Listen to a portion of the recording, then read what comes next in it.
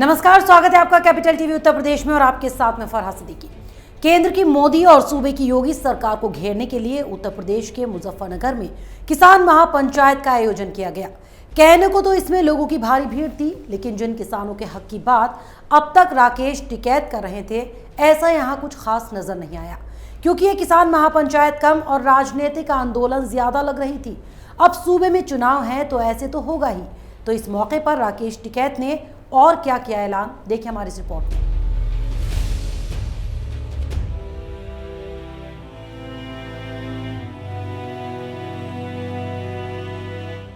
उत्तर प्रदेश के मुजफ्फरनगर में हुई किसान पंचायत में बड़ी तादाद में किसान पहुंचे।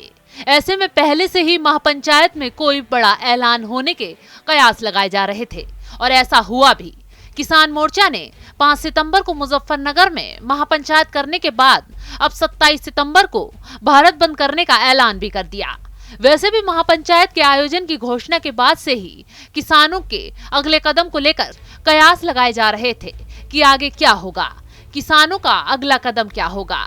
तो इस ऐलान से साफ हो गया है कि किसानों का ये आंदोलन अभी और लंबा चलने वाला है, यानी कि किसान अभी भी चुप बैठने के मूड में नहीं है।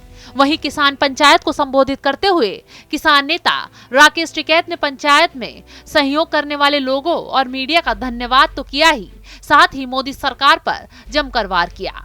उन्होंने कहा, 9 महीने से लाखों लोग दिल्ली को घेरे बैठे हैं, लेकिन सरकार हमसे बातचीत करने के लिए तैयार नहीं है। 22 जनवरी से सरकार से हमारी बातचीत बंद है और तब से अब तक हमारे सैकड़ों किसान शहीद हो गए हैं, लेकिन सरकार ने कोई जवाब नहीं दिया। टिकैत इतने पर ही नहीं रुके, बल्कि उन्होंने सूबे के सीएम योगी आदित्यनाथ पर भी प्रहार किया और कहा कि सार्वजनिक क्षेत्र और बाबा भीमराव अंबेडकर का संविधान भी खतरे में है। खेती और किसानी भी बिकने के कगार पर पहुंच गई है। आज हाईवे पर 10 साल पुराने ट्रैक्टर नहीं चल सकते। सरकार ने गन्ने के रेट बढ़ाने का वादा किया था। पहली सरकार ने 80 और 50 रुपए बढ़ाए थे। क्या योगी सरकार उनसे भी कमजोर है?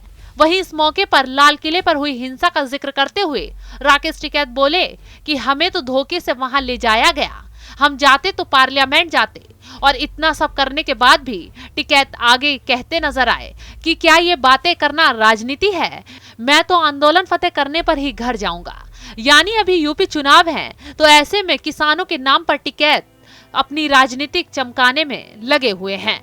अब तक तो राकेश टिकैत कह रहे थे कि वो किसानों के हक के लिए ये सब कर रहे हैं, चुनाव लड़ने के लिए नहीं। लेकिन मुजफ्फरनगर में हुई किसान महापंचायत में जिस तरह से राजनीतिक दलों से जुड़े लोग नजर आए, उसे देखकर साफ जाहिर है कि इनकी मंशा आखिर है क्या।